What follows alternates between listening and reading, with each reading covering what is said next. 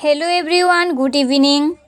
সন্ধ্যা হলেই তো কিছু খাওয়ার জন্য মনটাকে এরকম করতে থাকে, তার জন্যে আমি আজকে বানাবো চাউমিন। চাউমিন বানানোর জন্য আমি এখানে পেঁয়াজ কেটে নিলাম, আলু কেটে নিলাম, আর কড়াইতে চাউমিনটা সিদ্ধ করে নিয়েছি। সিদ্ধ হয়ে গেছে। তারপরে আমি এখানে কড়াইতে অল্প তেল দিয়ে দিলাম। তারপরে আমি ডিমটা দিয়ে দিলাম। ডিমটাকে লাল লাল করে ভেজে নেব, গুঁড়ো গুঁড়ো করে। গুঁড়ো করতে হবে, গুঁড়ো না করলে ভালো লাগবে না। লাল লাল করে ভেজে রেখে দেব। তারপরে চাউমিনে লাস্টে দিয়ে মিশিয়ে নেব। তারপরে আমি এখানে সরষের তেল দিয়ে দিলাম। তারপরে আমি পেঁয়াজ কুচি দিয়ে দিলাম।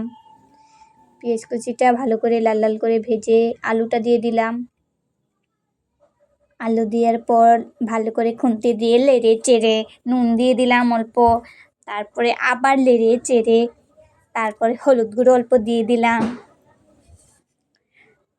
তারপরে আবার নেড়ে চেড়ে লাল লাল হয়ে গেছে। তারপরে একটা সিক্রেট মশলা দিয়েছিলাম, তোমাদেরকে এটা বলবো না, বলে দিলে তোমরা বানিয়ে বাড়িতে খেয়ে ফেলবে, আমার মতন টেস্ট হয়ে যাবে। তারপরে আমি এখানে ডিম ভেজে রেখেছিলাম, যে বলেছিলাম যে লাস্টে দেব, ডিমটা দিয়ে ভালো করে মশলাটাকে মিশিয়ে তারপরে এখানে সিদ্ধ করা চাউমিনটা দিয়ে দিলাম।